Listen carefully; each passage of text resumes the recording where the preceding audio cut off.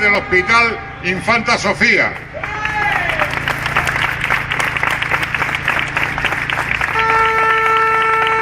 Compañeros y compañeras que están dispuestos a parar la gran barrabasada que quieren hacernos con los derechos conseguidos. Quieren quitarnos una sanidad que era de todo y para todos, que era gratuita, y sin embargo la quieren absolutamente privatizar con el dinero de todos, porque ese hospital era suelo público, es dinero nuestro, se lo quieren dar a las empresas privadas. Esta es una de las grandes razones que nos llevan a la huelga, además de esa reforma laboral tan perjudicial para los trabajadores y las trabajadoras. Esas grandes reformas que están no solo mandando muchísima gente al paro, cerca de 6 millones, sino que además están bajando la prestación social, al grito de que hay que pagarles menos porque son unos vagos y no quieren trabajar. Ese es el grito de la ministra, o el grito de no invertimos en educación porque los niños no necesitan dinero, si lo que tienen que hacer es estudiar más, que son una panda de vagos. Pediros y solicitaros que participéis, que animéis a vuestros vecinos, a vuestros amigos en la huelga del día del 14. Nos jugamos el futuro, que se lo quieren cargar, nos quieren dejar sin futuro, y lo peor que le puede ocurrir a las personas es que no tengan un futuro al que dirigirse. Por lo tanto, os pedimos que participéis activamente en la huelga, que participéis activamente en las manifestaciones convocadas por la mañana aquí en San Sebastián de los Reyes, que ahora lo voy a decir bien, a las 11 de la mañana desde el Ayuntamiento de San Sebastián al Ayuntamiento de Alcobendas, que parece ser que voy dando la información al revés. Y además en la manifestación, que esperemos que sea lo nunca visto en Madrid, de Atocha a Colón, a las 6:30 de la tarde, os esperamos también el día 14. Yo sin más le doy la palabra a José Ricardo Martínez, secretario general de la UGT Madrid. Pues buenas tardes, compañeras, compañeros. A un día, porque mañana por la noche a estas horas estarán los piquetes ya en la Puerta del Sol y en cada localidad preparando su recorrido nocturno por las calles de las ciudades, de los barrios, de los pueblos.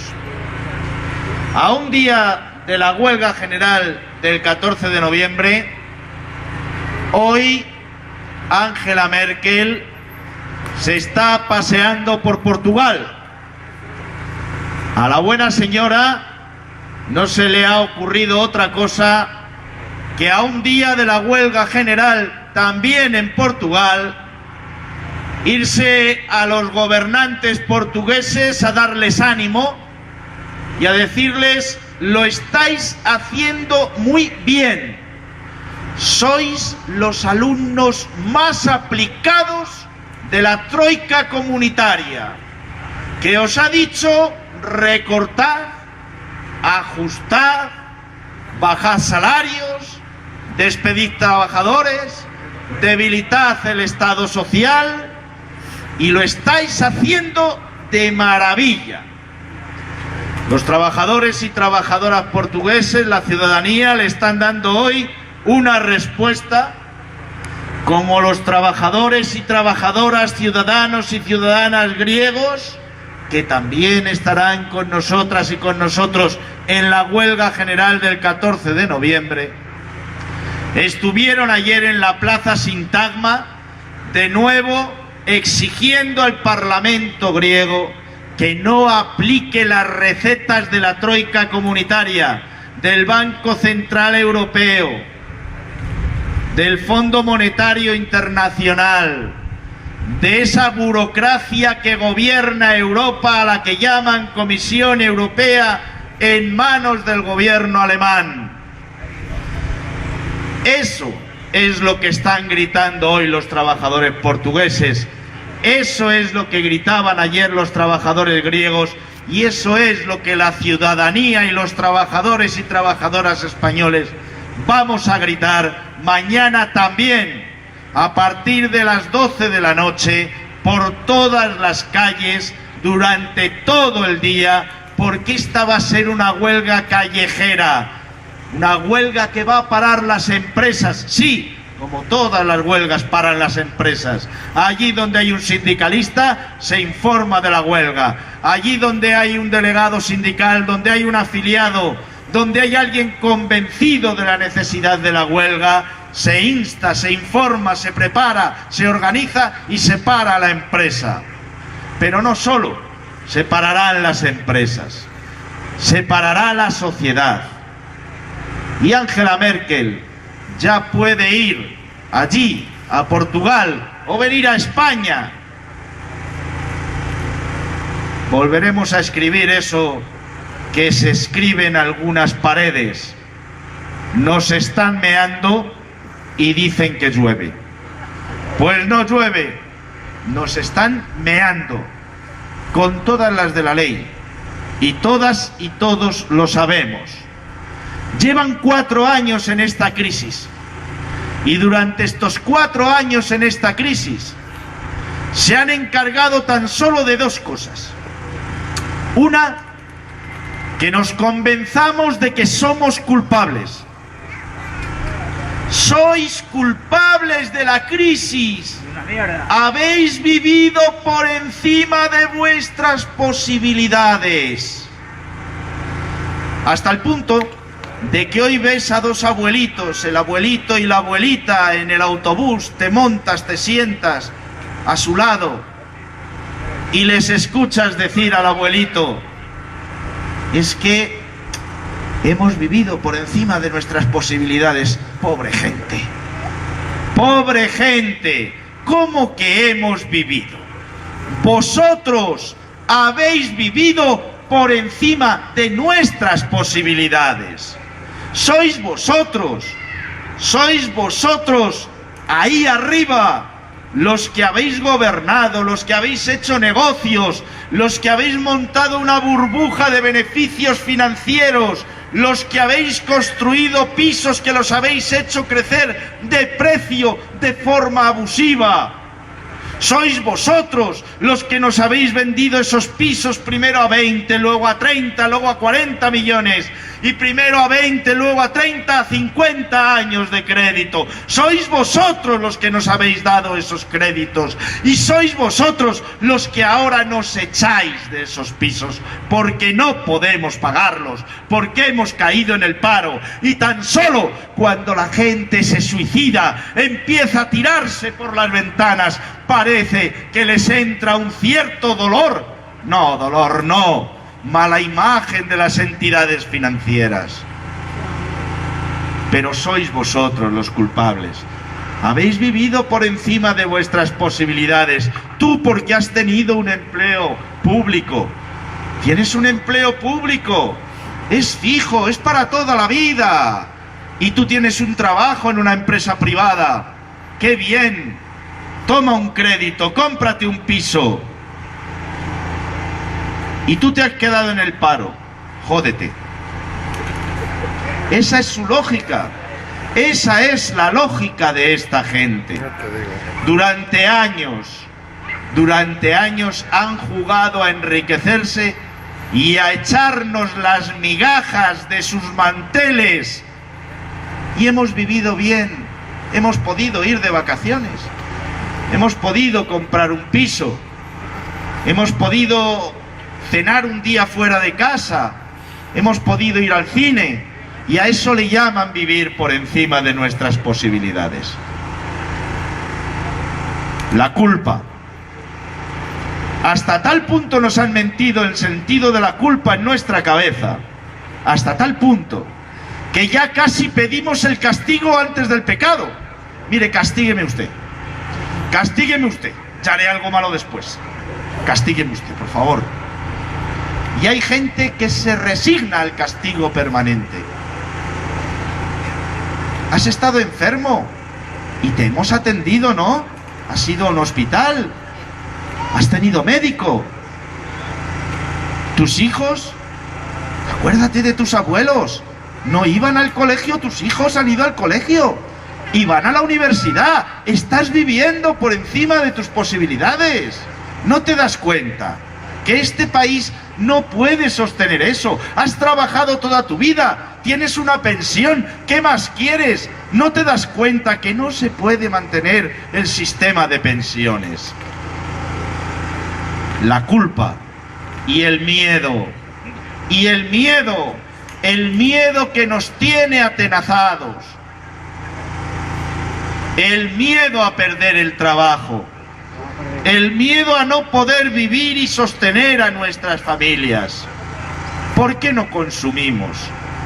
Ni siquiera aquel que no ha perdido el trabajo, ese también deja de consumir.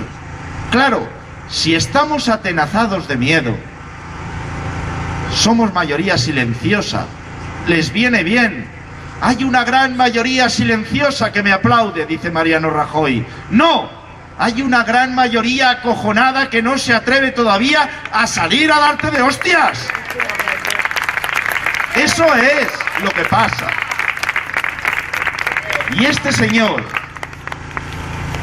con la culpa y con el miedo, intenta atenazarnos. Pero han ido demasiado lejos. Se les ha ido de vueltas esta rosca. Se les está desencajando la maquinaria. Es tanto el ajuste, es tanto el recorte, es tanto el miedo, es tanta la culpa que han intentado sembrar, que la gente no consume. Si no se consume, no se produce. Si no se produce, no hay empleo. Si no se produce, cierran las empresas y hay más paro. Es una pescadilla que se muerde la cola. Mirad Estados Unidos. Estados Unidos es un país capitalista, pero muy capitalista. Muy capitalista. Tan capitalista o más capitalista que Europa. Y en Estados Unidos han emprendido una política de inyectar dinero en la economía, de apoyar a las empresas para que creen empleo, de apostar por el tejido productivo, de fortalecer los servicios públicos con muchos problemas, porque Obama se ha tenido que enfrentar a los republicanos para fortalecer la sanidad pública de los Estados Unidos, y eso ha dado confianza a la gente. Joder, hay un gobierno que se preocupa de nosotros. Hay un gobierno que intenta salvar la economía. Y en Estados Unidos han dejado de caer. Están ya empezando a crecer muy despacito. Y a crear empleo muy despacito, pero a crear empleo. Y es ese dato el que le ha dado el triunfo a Obama en estas elecciones. Pues si en otros lugares tan o más capitalistas que esta Europa hacen otras cosas para salir de la crisis, ¿por qué Angela Merkel? ¿Por qué Bruselas? ¿Por qué el gobierno de la Unión Europea? ¿Por qué los países del sur de Europa nos plegamos a una política que solo tiene en la cabeza recortar el déficit público, combatir el déficit público? No gastéis, ajustaros, recortad. ¿Por qué? Si sabemos que eso solo conduce a más miseria, más crisis y más paro. Y mientras tanto, nos convencen de que ya no tenemos que tener sanidad pública. Mirad, el segundo hombre más rico de este planeta se llama Amancio Ortega. Es español, dueño de Zara. El año pasado era el tercer hombre más rico. Pero resulta que este año, durante cada día del año, desde el 1 de enero, ha incrementado su riqueza en 66 millones de euros más.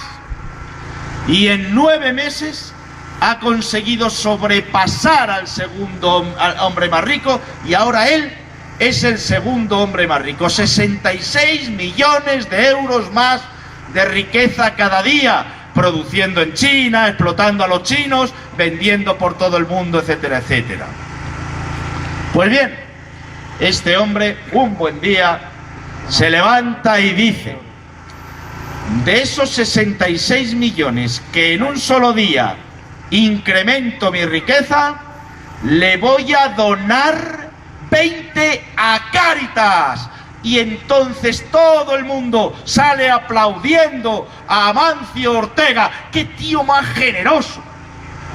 ¡Pero qué generoso! Pues bien, esto es lo que quieren de nosotros. Que pasemos del estado del bienestar, del estado social que reconoce la Constitución, al estado de la beneficencia. Vete a la sopa boba del convento, que mantiene a Amancio Ortega con los 20 millones que le sobran, pero que le requete sobran de su mantel. Eso es lo que están persiguiendo. Porque si os dais cuenta, vienen a por todo. Vienen a por todo. Vienen a por el empleo privado, dejando caer a las empresas, dejando que una industria que está buscando la salida, que no tiene créditos, que le bastaría con que el banco le diese algo para irse manteniendo porque tiene pedidos, pero no tiene capital ahora mismo para hacer frente a esos pedidos, le niegan el crédito y cierra sus puertas y los trabajadores van a la calle. Y aquel que trabaja en la administración pública, sea en la sanidad, sea en la educación, sea en los servicios sociales, sea como laboral o sea como funcionario, como interino o como funcionario, da igual, tampoco ya tiene esa fijeza que decían que tiene. Desde que se empezó a aplicar la reforma laboral, desde hace 2 años, los empleados públicos han perdido 250.000 efectivos en el país. Y desde hace 6 meses que se empezó a aplicar la reforma laboral en general para todos los trabajadores, 500.000 trabajadores y trabajadoras han perdido su puesto de trabajo en 6 meses en este país. Se han multiplicado por 3 los expedientes de regulación de empleo. Ya no hay empleo seguro y tenemos miedo. Pero aquel que se queda en el paro también ha visto recortar las prestaciones por desempleo. ¿Qué menos que intentar salvar a las personas y a las familias que se quedan en el paro? Pues no. Por encima de nuestras posibilidades.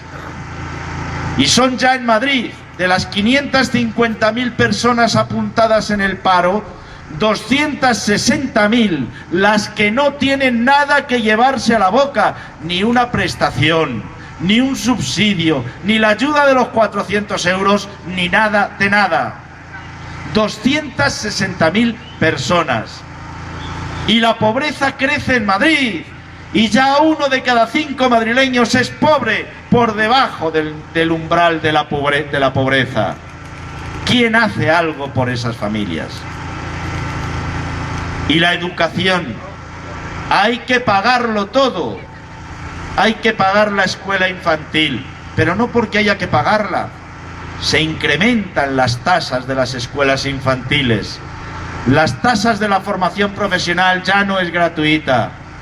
Las tasas de las universidades ya no son alcanzables. Dentro de poco volveremos a gritar por las calles aquello de hace 40 años, el hijo del obrero a la universidad. Dentro de muy poco ya hay carreras impagables para el hijo de los trabajadores y de las trabajadoras. Y la sanidad. Ahí tenemos los ejemplos de estos hospitales. El Infanta Sofía, el Infanta Leonor. Se van a cargar las meninas a todas las infantas, se las van a ir liquidando una por una. Y no podemos permanecer impasibles. No podemos permanecer impasibles con que nos suban el IVA y ya no podamos ir ni al cine.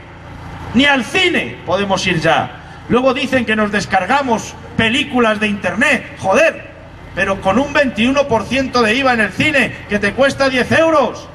Si tienes 2 hijos y las palomitas y la Coca-Cola...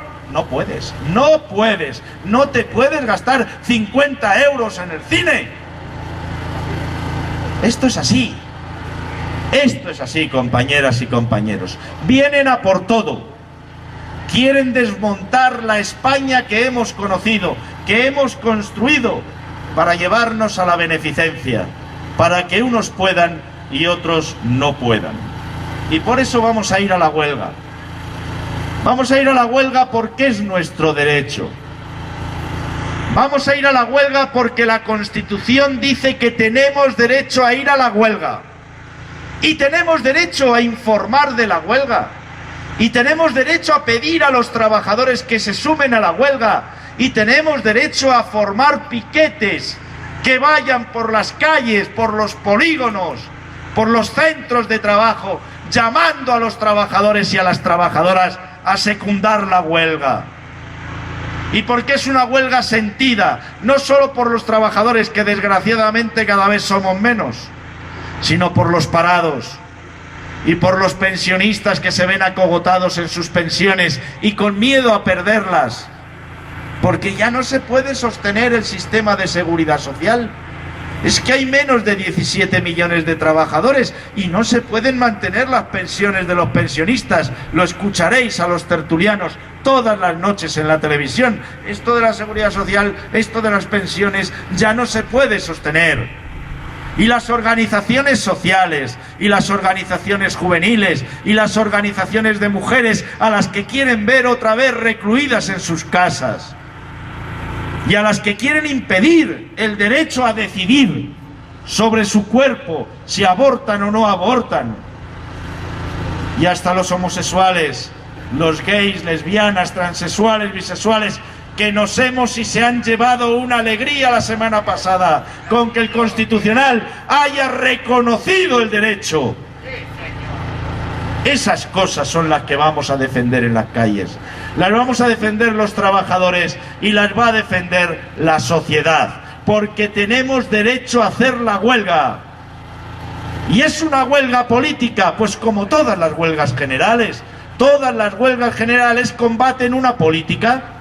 El gobierno hace una barrabasada, unas veces le quita la protección por desempleo a unos, otras veces crea un plan de empleo juvenil que precariza todavía más el empleo de los jóvenes, otras veces toca las pensiones y les montamos huelgas generales. ¿Contra qué? Contra las políticas del gobierno, contra un gobierno que pone en marcha decisiones con las que no estamos de acuerdo, porque creemos que hay otras políticas, pero esta vez no lo creemos nosotros, lo creen los griegos, lo creen los italianos, lo creen los portugueses, lo creemos los españoles, los de Chipre, los de Malta, que vamos a estar en huelga general, lo creen en Francia, lo creen en Bélgica o lo creen en Alemania, que van a impulsar manifestaciones ese mismo día contra las políticas de Angela Merkel y de la Unión Europea, porque esta no es manera de salir de la crisis.